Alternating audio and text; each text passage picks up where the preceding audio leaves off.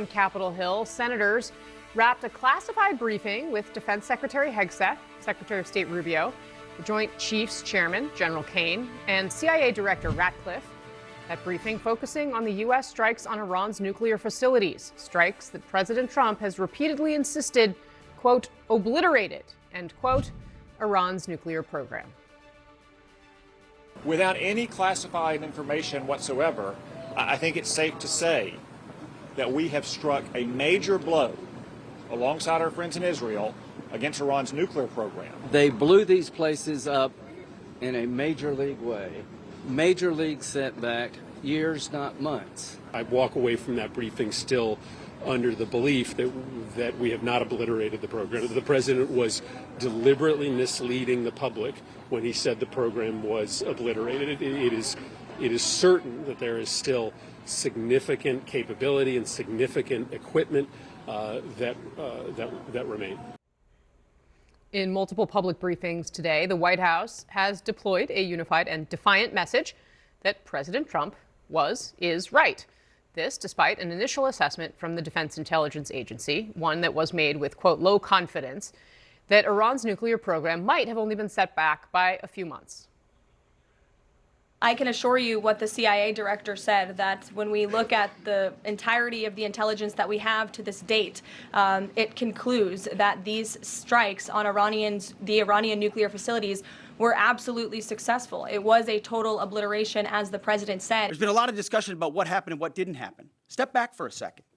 Because of decisive military action, President Trump created the conditions to end the war, decimating, choose your word, obliterating, destroying Iran's nuclear capabilities.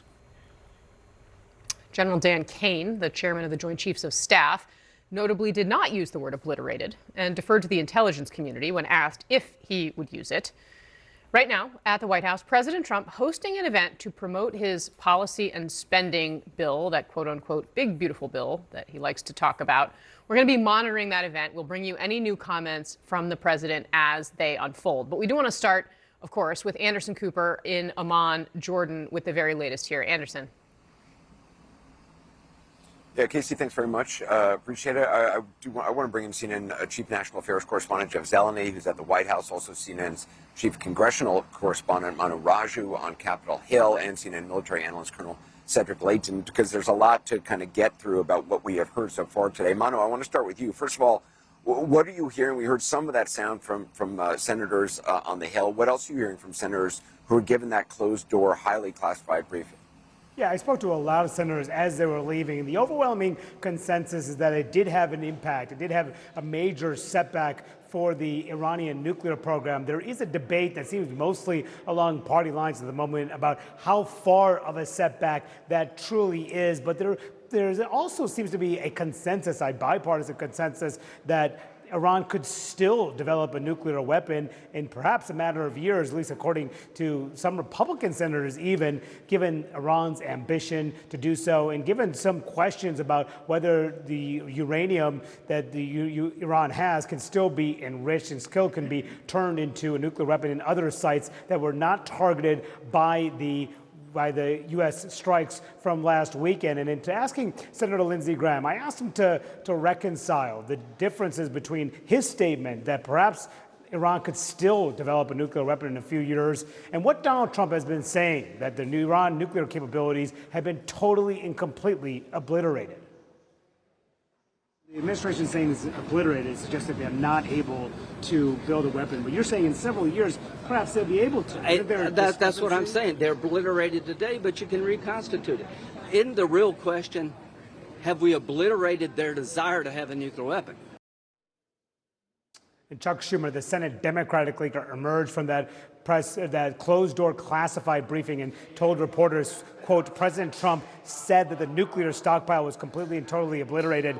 He went on to say, I did not receive an adequate answer to that question. And you heard from another Democratic Senator, Chris Murphy, there saying that he believes that the initial analysis that Iran's nuclear program was only set back by a few months tends to be correct. He said that appears to be the case at the moment. But still, Anderson, others, Republican senators who emerged from that, said that this could be a long time before Iran is able to reconstitute its program. So like much everything else, many things falling along party lines on Capitol Hill. Anderson. Yeah. Jeff, I mean, so look, the administration is spending a lot of time trying to essentially back up the term that the president used immediately after the attack before any extensive analysis was done. And they repeatedly said today, look, you can't make an instant battlefield analysis. You can't instantly say what happened, which is true.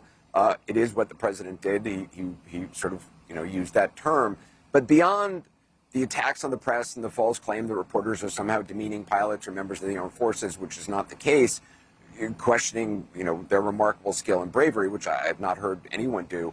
What stands out to you from what we have heard from the administration today, not only about the scope of the attack, but also about the next steps? Because all these arguments about this word obliterated, the important thing is, what are the nuclear capabilities that remain? What's the intention of the Iranian regime? And how does the U.S. influence events on the ground now moving forward?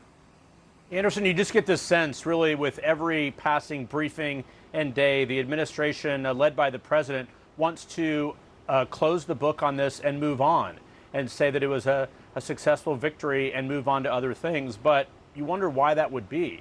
I mean, whether the semantics of obliterated or severely damaged, one thing that is clear, the ambitions of the Iranians has not changed. We heard that from the Ayatollah earlier today, speaking out really for the first time. But the White House and the president are intent on trying to make this a fight, trying to prove the president's words that he said in the hours after the strike.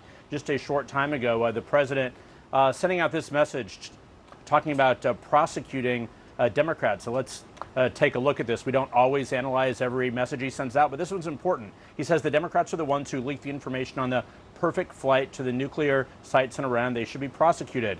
We're not talking about the flight, as you just pointed out. There is no doubt the flight was successful. The question is, was the Iranian nuclear program wiped out, or is the uranium potentially missing? And White House Press Secretary Caroline Leavitt again sounded the administration's central claim here by seeming to know the answer to that question.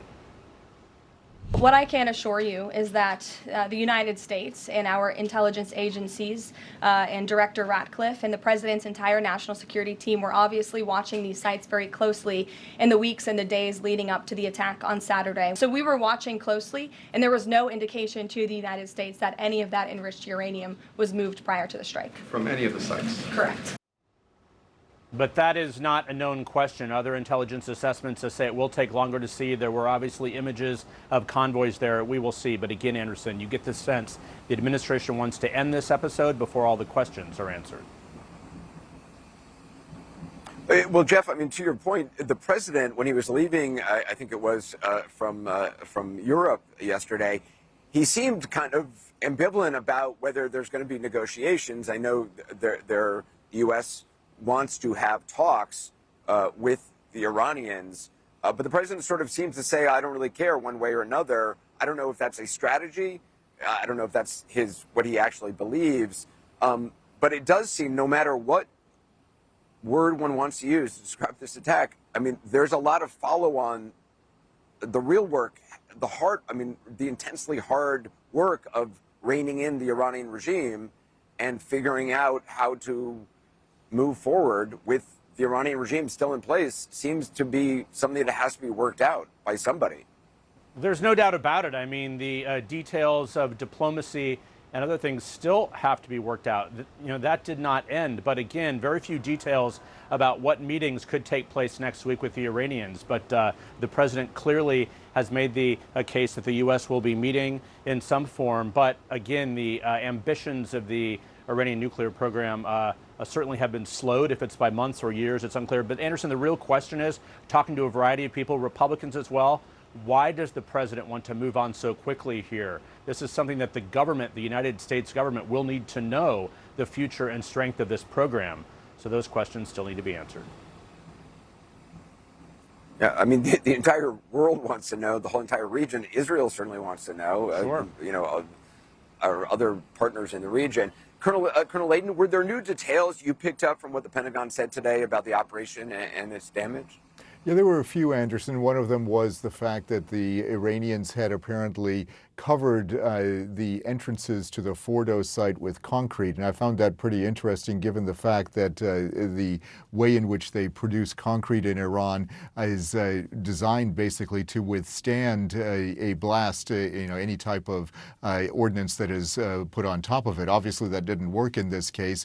And it was pretty interesting to see how the U.S. Air Force was able to, in essence, obliterate, if I can use that word, those particular pieces of concrete in front of those entrances. So that's one detail. The other thing that is, I think, another piece that was kind of alluded to was that they believe that the centrifuges that were at Fordo may have been damaged because of the blast into that area. And that is logical. That is something that could very well have happened.